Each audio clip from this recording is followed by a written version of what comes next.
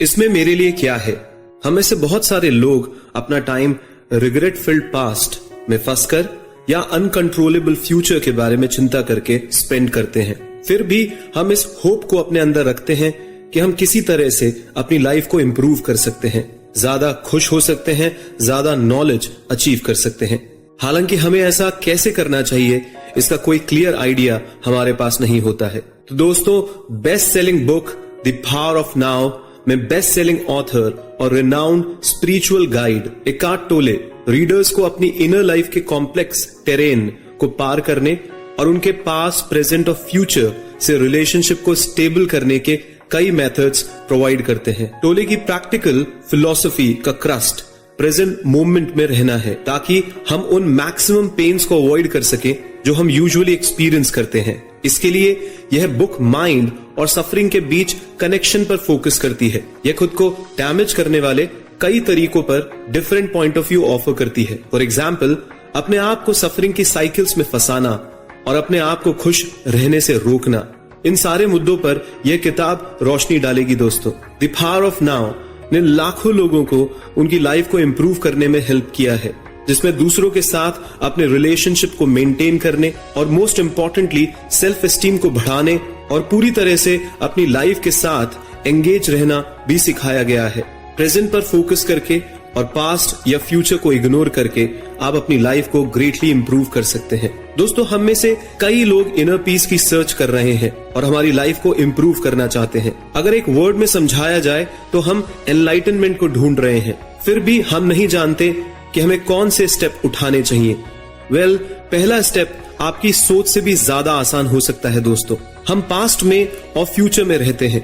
एक पल हम रिग्रेटिंग यानी अफसोस कर रहे होते हैं, वहीं अगले पल हम प्लान बना रहे होते हैं या चिंता कर रहे होते हैं। इस बीच हम एक ऐसे मोमेंट को नेग्लेक्ट करते हैं जो हमारे लिए पूरी तरीके से अवेलेबल है। वो है प्रेजेंट मोमेंट, यानी अभी इसी वक्त। केवल प्रेजेंट इंपॉर्टेंट है, क्योंकि पास्ट या फ्यूचर में कुछ भी नहीं होता है। दोस्तों, चीजें प्रेजेंट मूवमेंट की एक कंटिन्यूस स्ट्रीम में होती है। जब भी आपको कुछ फील होता है, प्रेजेंट में उस फीलिंग का एक्सपीरियंस होता है, क्योंकि आपके सेंसेस आपको केवल इसी स्पेसिफिक मोमेंट के बारे में इंफॉर्मेशन दे सकते हैं। इसलिए जब हम कहते हैं कि पास्ट में कुछ हुआ है, यह बिल्कुल सच नहीं है। यह एक्चुअली में एक प्रेजेंट मूवमेंट में हुआ है। दोस्तों, जिसे हम पास्ट कहते हैं वह रियलिटी में प्रेजेंट मूवमेंट्स का एक कलेक्शन है जो पास्ट में हुआ है। इसी तरीके से फ्यूचर भी उन प्रेजेंट मूवमेंट से बना हुआ है जो अभी तक आए नहीं है। जैसे कि इससे पता चलता है फ्यूचर के बारे में चिंता करने या पास्ट में रहने का कोई फायदा नहीं है, लेकिन इन द नाउ में रहने के कई फायदे हैं। अगर आप इसे अचीव कर पाते हैं तो आप कोई बड़ी प्रॉब्लम एक्सपीरियंस नहीं करते हैं। सिर्फ कुछ छोटी प्रॉब्लम्स आती हैं, वो भी आने के साथ ही सॉल्व हो जाती हैं।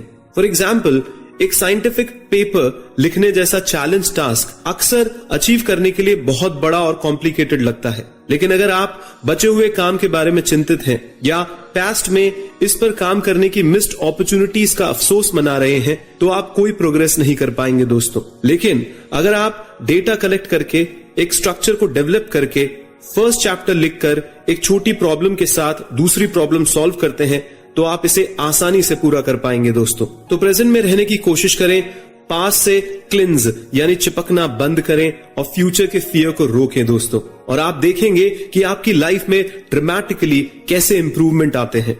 आपके एक पार्ट को सरवाइव करने के लिए पेन की जरूरत होती है और यह आपके एक्सपीरियंस किए गए ज्यादातर पेन को क्रिएट करता है। दोस्तों, मान लें कि आप प्रेजेंट में रहते हैं और पास्ट या फ्यूचर के बारे में परेशान नहीं होते हैं, लेकिन तब क्या होगा जब आप पेन को एक्सपीरियंस करेंगे? यदि प्रेजेंट मूवमेंट में आप पेन महसूस कर रहे हैं, तो आप फिजिकल और इमोशनल सफरिंग्स दोनों से कैसे डील कर सकते हैं? आइए इसका सॉल्यूशन सुनते हैं। दोस्तों, पेन उन एक्सटर्नल थिंग्स के लिए एक सेल्फ क्रिएटेड इनर रेजिस्टेंस से ज्यादा कुछ नहीं है जो आप बदल नहीं सकते हैं। जब आप चीजों के साथ अनसैटिस्फाइड होते हैं, फिर भी उन्हें बदलने के लिए पावरफुल फील नहीं करते, तो आपको पेन का एक्सपीरियंस होता है। पेन इमोशनल लेवल पर खुद को एक नेगेटिव फीलिंग के रूप में रिप्रेजेंट करता है, क्योंकि आप पास्ट और फ्यूचर के बारे में बहुत कुछ सोचते हैं दोस्तों, लेकिन केवल प्रेजेंट में ही रह सकते हैं। इस कारण से आप कई ऐसी चीजें बदल नहीं सकते जिनसे आप अनहैप्पी हैं। और यह आपके अंदर चीजों के लिए एक इनर रेजिस्टेंस डेवलप करता है जो आपको एज अ पेन एक्सपीरियंस होता है। सेल्फ क्रिएटेड पेन का एक और एस्पेक्ट पेन बॉडी है, खुद का एक हिस्सा जो आपको पेन फील करने के लिए जरूरी है ताकि वह सरवाइव कर सके। क्योंकि पेन बॉडी आपके पेनफुल एक्सपीरियंस से ही बनी है, इसलिए जब भी आप पेन एक्सपीरियंस करते हैं तब ये बढ़ता है और स्ट्रांग हो जाता है, इसलिए आपको सैड और मिजरेबल बनाने की कोशिश करता है। दोस्तों ये साइकिल बहुत लंबे टाइम तक जारी रह सकती है, तब तक जब तक फाइनली पेन आपके लिए एक इंपॉर्टेंट हिस्सा ना बन जाए या आप अपने पेन बॉडी से पूरी तरीके से आइडेंटिफाई ना कर लिए जाएं। क्योंकि पेन आपकी लाइफ का एक इंपॉर्टेंट हिस्सा बन चुका होगा जब आप इसे जाने देने से डरेंगे, क्योंकि ऐसा करने से आपकी खुद की आइडेंटिटी रिस्क में आ जाती है दोस्तों, और ऐसा जोखिम हम नहीं उठाना चाहते। फॉर एग्जाम्पल, जब कोई आपको परेशान या फ्रस्ट्रेट करता है और आपको गुस्सा आ रहा है तो आपकी पेन बॉडी कंट्रोल ले लेती है। एंगर आपकी सोचने की एबिलिटी को कवर कर लेता है और रैशनली एक्ट करके यह आपको और ज्यादा पेन की ओर ले जाता है, यहां तक कि हमारे को यह लगने लग जाता है कि पेन एक्सटर्नली आता है। पर दोस्तों यह फैक्ट है कि ज्यादातर एंगर सेल्फ क्रिएटेड होता है और यह अंदर से आता है। अच्छी खबर यह है कि क्योंकि ये सेल्फ क्रिएटेड है तो आप इसके बारे में कुछ कर सकते हैं। आइए आगे सुनते हैं। ईगो आपके एंजॉयमेंट का एक हिस्सा है जो आपको खुश होने से रोकता है। क्या आपने कभी सोचा है दोस्तों कि कुछ लोग खुद को नुकसान क्यों पहुंचाते हैं? हालांकि कोई भी दुखी नहीं रहना चाहता, फिर क्यों इतने सारे लोग अनहैप्पी हैं? इसकी वजह ईगो है दोस्तों, आपके माइंड का एक हिस्सा जो बिना आपके नोटिस किए आपके थॉट्स और बिहेवियर को कंट्रोल करता है। क्योंकि ये इजीली ऑब्जर्व नहीं किया जा सकता, ज्यादातर लोगों को यह पता नहीं होता कि ईगो उनकी लाइफ को किस तरीके से कंट्रोल करता है। फॉर एग्जाम्पल, यदि आप किसी डिस्प्यूट के बाद सिचुएशन का रियल एनालिसिस करते हैं तो आप नोटिस करते हैं और तो और कई बार रिग्रेट भी करते हैं कि आपने उस सिचुएशन में ओवर रिएक्ट क्यों किया था। फिर भी इस डिस्प्यूट के अधिकतर समय आपको अपनी सोच और व्यवहार का किसी फैक्टर से प्रभावित या कंट्रोल्ड होने के बारे में कुछ पता नहीं होता। ईगो आखिर ऐसा क्यों करता है? आइए सुनते हैं। दोस्तों आपके दुख पर डिपेंड करता है कि आप अपने दुख को कितना कंटिन्यूड एग्जिस्टेंस देते हैं। इसलिए आपके बेस्ट इंटरेस्ट्स के अगेंस्ट एक्ट करके आपकी जिंदगी के हर टर्न पर आपकी खुशी को नुकसान पहुंचाता है। इसके बावजूद कि कोई भी इंसान एक्टिवली अनहैप्पी लाइफ नहीं जीना चाहता, क्यों इतने सारे लोग अपनी लाइफ में सफर करते हैं दोस्तों?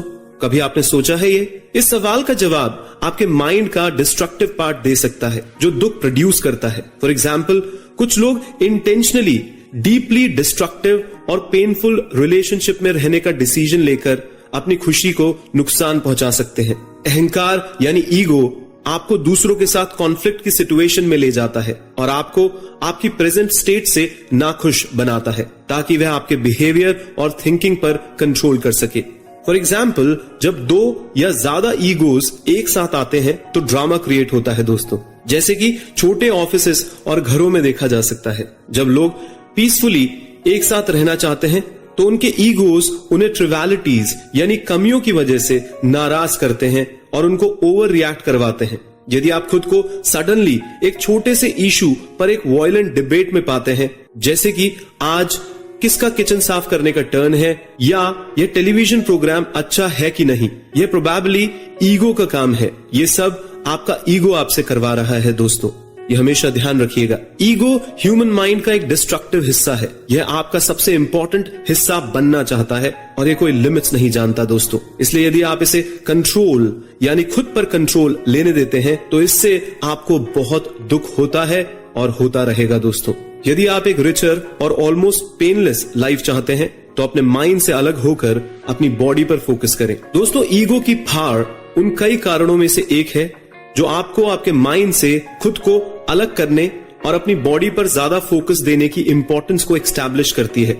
दरअसल ग्रेट टीचर्स ने माइंड के बजाय बॉडी पर फोकस करने के इंपॉर्टेंस के बारे में बात की है। पर ऐसा क्यों है? क्योंकि दोस्तों माइंड ही है जो आपके पेन के लिए सबसे ज्यादा रिस्पॉन्सिबल है। मैं फिर से इसको रिपीट करता हूं दोस्तों, माइंड ही है जो आपके पेन के लिए सबसे ज्यादा रिस्पॉन्सिबल है। माइंड लगातार पास्ट की मेमोरीज या फ्यूचर की प्लानिंग बनाकर आपकी पूरी लाइफ को रिग्रेटफुल मेमोरीज और चिंतित करने वाले फ्यूचर सिनेरियो से भर देता है। ऐसा करके यह आपको प्रेजेंट में रहने से रोकता है दोस्तों। इसका नतीजा यह होता है कि क्योंकि आप अपने पास्ट या फ्यूचर को बदल नहीं सकते हैं, तो आप उन चीजों के बारे में लगातार चिंतित रहते हैं जिन्हें आप पॉसिबली चेंज नहीं कर सकते हैं, और यही मेन फैक्टर है जो पेन को लीड करता है।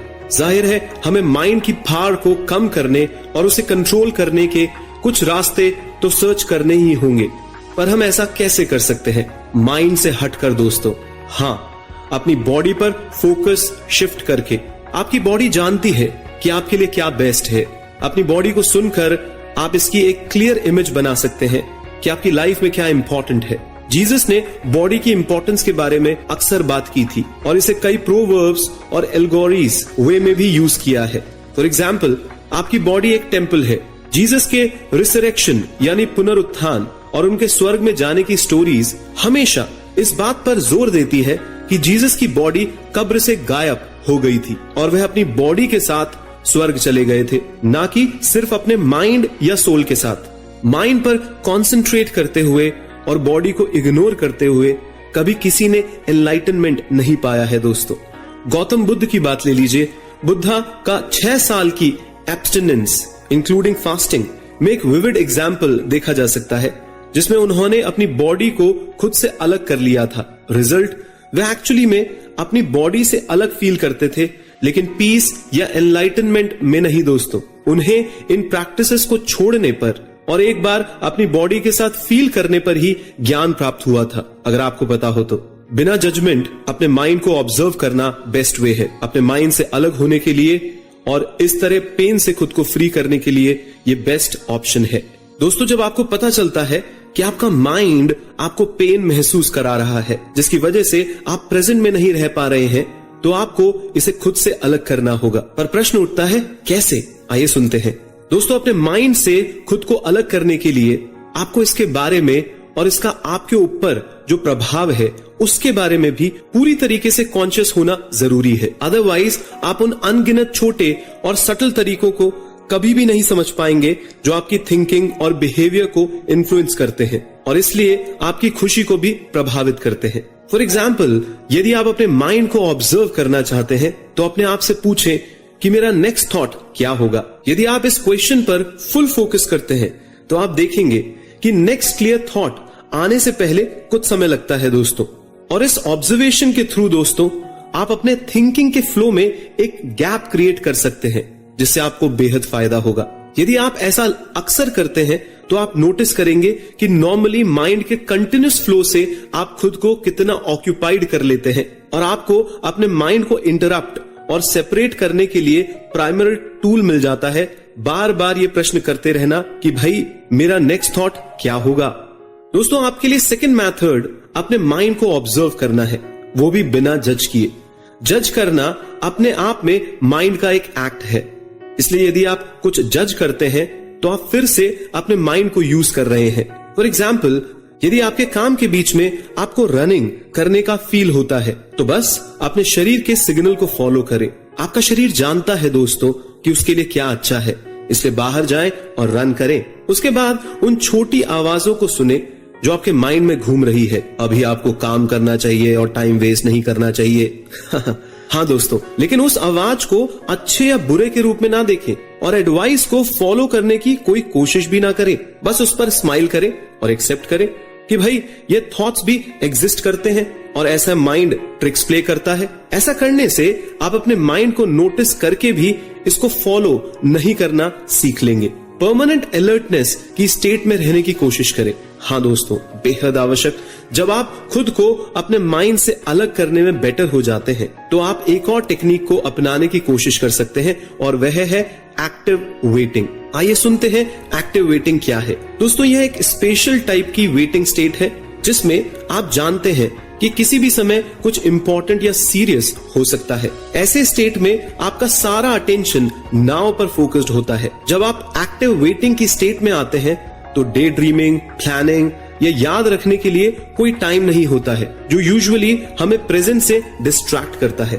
फॉर एग्जाम्पल, एग्जाम देते टाइम आपको रिजल्ट के बारे में चिंता करने में टाइम वेस्ट नहीं करना चाहिए दोस्तों, बल्कि पूरी तरीके से प्रेजेंट में रहकर जो काम आपके सामने है उसे बहुत क्लोज अटेंशन के साथ करना चाहिए। एक्टिव वेटिंग की स्टेट में एंटर करने से एग्जाम के कुछ ही टाइम पहले या इसके दौरान भी आपको यह अचीव करने में हेल्प मिल सकती है। इस स्टेट में आप अपने बॉडी पर ध्यान देते हैं क्योंकि इसको कुछ भी होने के लिए तैयार होना है। जैसे कि हमने पहले भी देखा है, प्रेजेंट में रहने के लिए बॉडी पर फोकस करना बहुत क्रूशियल फैक्टर है दोस्तों। फॉर एग्जाम्पल, ज़ेन मास्टर्स अपने उन स्टूडेंट्स के पास चुपके से नजर बचाकर आते थे जिनकी आंखें बंद होती थी और फिर वेटिंग स्टूडेंट को मारने की कोशिश करते थे किसी छड़ी से। वेटिंग स्टूडेंट्स को पूरी तरीके से अपनी बॉडी पर कंसंट्रेट करने के लिए फोर्स्ड किया जाता था और इस तरीके से वे अप्रोचिंग मास्टर की छड़ी को समझने और अपने अटैक से बचने में केपेबल होते थे क्योंकि उनका मानना था कि ये वेटिंग स्टेट एक स्टूडेंट को एक अच्छी लाइफ की ओर ले जाएगी। फॉर एग्जाम्पल, जब जीसस से उनके डिसाइपल्स ने पूछा कि उन्हें एक अच्छी और पीसफुल लाइफ जीने के लिए क्या करना चाहिए, तो उन्होंने उन्हें सलाह दी कि एक नौकर की तरह रहो, एक दास की तरह, एक सर्वेंट की तरह जो मालिक की वापसी के लिए इंतजार कर रहा है। क्योंकि नौकर नहीं जानता दोस्तों कि गुरु किस समय आएगा। वह परमानेंटली अलर्ट स्टेट में रहता है। वह फ्यूचर के लिए ग्रेट प्लान्स नहीं बनाता है और अपने सराउंडिंग्स के बारे में कॉन्स्टेंटली अवेयर रहता है ताकि यह श्योर हो सके कि वह मास्टर को मिस नहीं करेगा जब भी मास्टर प्रकट होगा। प्रेजेंट में रहना आपके पार्टनर के लिए हार्ड हो सकता है, लेकिन यह आपके रिलेशनशिप को भी इंप्रूव कर सकता है। दोस्तों, प्रीवियस स्टेप्स को फॉलो करने के बाद अब आप प्रेजेंट में जी रहे हैं और अब पूरी तरीके से अपने माइंड पर डिपेंडेंट नहीं है। लेकिन ये कैसे आपके डेली रूटीन्स को चेंज कर देगा? फॉर एग्जाम्पल, आपके रिलेशनशिप को आइए सुनते हैं। एक नॉर्मल पर्सन के लिए अपनी लाइफ किसी ऐसे इंसान के साथ शेयर करना एक्सट्रीमली डिफिकल्ट है दोस्तों, जो प्रेजेंट में पूरी तरीके से रहता है। प्रेजेंट में नहीं रहने वाले पर्सन का ईगो प्रॉब्लम्स को फीड करेगा, ये तो आप भी समझते हैं। जबकि जो पर्सन प्रेजेंट में रहता है उसकी कामनेस और पीस को खतरे के रूप में एक्सपीरियंस किया जा सकता है उन लोगों द्वारा जो ईगो स्टेट में रहते हैं। नॉन प्रेजेंट अवस्था में जो लिविंग पर्सन रह रहे हैं उनका ईगो प्रॉब्लम को क्रिएट करता है और सिचुएशन पर रिएक्ट करता है। फॉर एग्जाम्पल, दूसरों की इंसल्ट करके, पीस को डिस्टर्ब करने के लिए एक इशू पर बहस करके या पास्ट इंसिडेंट्स का लगातार रेफर करते हुए उन्हें प्रेजेंट से बाहर निकालने के लिए उकसाना, ये ज्यादातर जो नॉन प्रेजेंट में रहते हैं लोग वो करते रहते हैं। तो इस स्टेट में क्या करना चाहिए? यहाँ एक एनालॉजी के साथ बेस्ट आंसर दिया गया है दोस्तों, आइए सुनते हैं। जैसे कि अंधेरा प्रकाश के पास नहीं रह सकता, वैसे ही ईगो से कंट्रोल्ड एक पर्सन के लिए बहुत लंबे समय तक के लिए एक प्रेजेंट में रहने वाले पर्सन जो अवेयर रहता है और जो बॉडी पे ज्यादा ध्यान देता है, माइंड पे नहीं देता है, के साथ जीना थोड़ा डिफिकल्ट ही हो जाता है। जैसे अंधेरे का रोशनी के साथ जीना तो नामुमकिन सा ही होता है दोस्तों। स्ट्रॉन्ग ऑपोजिट्स क्लोज प्रॉक्सिमिटी में एग्जिस्ट नहीं हो सकते। यदि आप अंधेरे में एक जलती हुई मोमबत्ती रखते हैं तो अंधेरा स्वयं ही गायब हो जाता है। तो अगर आप आग में पानी डालते हैं तो आग तो बुझी जाएगी ना दोस्तों। लेकिन आपको यह भी समझना है कि अगर आप इसे सही तरीके से करते हैं तो प्रेजेंट में रहना आपके रिलेशनशिप को भी काफी इंप्रूव कर सकता है। आप अपने पार्टनर को बदलने, क्रिटिसाइज करने या चेंज की कोशिश करने में सफल होंगे और उसे एक इंडिपेंडेंट पर्सन के रूप में देखेंगे दोस्तों। तो यदि आप प्रेजेंट में रहते हैं तो आपके साथ रहना आपके पार्टनर के लिए बहुत डिफिकल्ट तो हो सकता है, पर यह आपके रिलेशनशिप के लिए एक नया टेस्ट भी बन सकता है दोस्तों। हालांकि लॉन्ग रन में यह आपके पार्टनर और आपके रिलेशनशिप के लिए पॉजिटिव चेंज की एक ग्रेट अपॉर्चुनिटी ऑफर भी कर सकता है, क्योंकि आप भी तो अपने पार्टनर को बदल सकते हैं और जो पार्टनर प्रेजेंट में नहीं रह रहा है उसको प्रेजेंट में रहने के लिए इंस्पायर कर सकते हैं अपने बदले हुए पॉजिटिव बिहेवियर के थ्रू। सभी पेन अवॉइडेबल नहीं है। प्रेजेंट में सरेंडर करने का मतलब यह नहीं है कि सैड या हर्टफुल फीलिंग को इग्नोर किया जाए। दोस्तों, बेहद इंपॉर्टेंट पॉइंट समझा रहा हूं, ध्यान से सुनिएगा। भले ही यदि आप प्रेजेंट में पूरी तरीके से रहते हैं, सैडनेस और पेन की कुछ फीलिंग्स अनअवॉइडेबल है दोस्तों, लेकिन आपको उनके साथ क्या करना चाहिए? क्या बस उन्हें सरप्रेस कर देना चाहिए या प्रिटेंड करते रहना चाहिए कि सब कुछ ठीक चल रहा है, सब कुछ ठीक चल रहा है, जैसे हम बोलते हैं all is well, all is well, all is well. दोस्तों, ये एक बहुत अच्छा आइडिया नहीं है। आइए इसके सॉल्यूशन को डिटेल में समझते हैं। हालांकि दोस्तों, यह सच है कि बहुत सारे पेन सेल्फ क्रिएटेड होते हैं, पर इसका मतलब यह नहीं है कि हमने ही इसे बनाया है। अनअवॉइडेबल पेन का एक अच्छा एग्जाम्पल है वो लोग जो अपने डिस्ट्रक्टिव माइंड से हमें परेशान करते हैं। इसका एक और एग्जाम्पल हम किसी लव्ड वन की डेथ से ले सकते हैं। क्योंकि आप ज्ञान या एनलाइटनमेंट को अपने सभी नोन लोगों को नहीं दे सकते हैं, तो वो लोग अपने डिस्ट्रक्टिव माइंड से आपको परेशान करते रहेंगे, और ऐसे ही आप सर्टेनली डेथ को भी नहीं रोक सकते। तो इस तरीके के पेन क्लियरली अनअवॉइडेबल पेन कहलाते हैं दोस्तों। तो हम क्या कर सकते हैं इन सिचुएशन में, आइए सुनते हैं। दोस्तों, जब आप कुछ दर्दनाक एक्सपीरियंस करते हैं और वो आपके रियल पेन का कारण बनता है, तो आप उसे वो जैसा है उसे वैसे स्वीकार करिए, यानी कि एक्सेप्ट करिए। फॉर एग्जाम्पल, यदि आपके किसी क्लोज पर्सन की डेथ हो जाती है तो आप सर्टेनली उदास फील करेंगे, लेकिन अगर आप इसे किसी ऐसे चीज के रूप में एक्सेप्ट करते हैं जिसे बदला नहीं जा सकता, तो आप नीडलेस सफरिंग से बच पाएंगे। सैड रहना एक नेचुरल फीलिंग है दोस्तों, आपको इसके लिए गिल्ट या अशेम्ड होने की जरूरत नहीं है।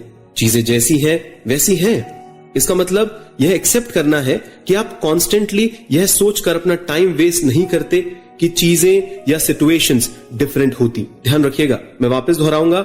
इसका मतलब यह एक्सेप्ट करना है कि आप कॉन्स्टेंटली यह सोचकर अपना टाइम वेस्ट नहीं करते कि चीजें या सिचुएशन डिफरेंट होती। काश वो ऐसा नहीं होता, काश उसकी डेथ नहीं होती, ऐसा सोच सोचकर आप अपना टाइम वेस्ट नहीं करते हैं। तो दोस्तों, प्रेजेंट में होने से आप अपनी लाइफ में अधिकतर पेन से बच सकते हैं, लेकिन सारे पेन से नहीं। इनके अलावा प्रेजेंट में रहने का मतलब पेन को इग्नोर करना या सप्रेस करना नहीं है। इसके बजाय यह आपको लाइफ के ऐसे डिफिकल्ट और पेनफुल फैक्ट्स को एक्सेप्ट करने के लिए इनर स्ट्रेंथ प्रोवाइड करता है। प्रेजेंट को सरेंडर करने का मतलब यह नहीं है कि आप एक पैसिव लाइफ जीना चालू कर दें।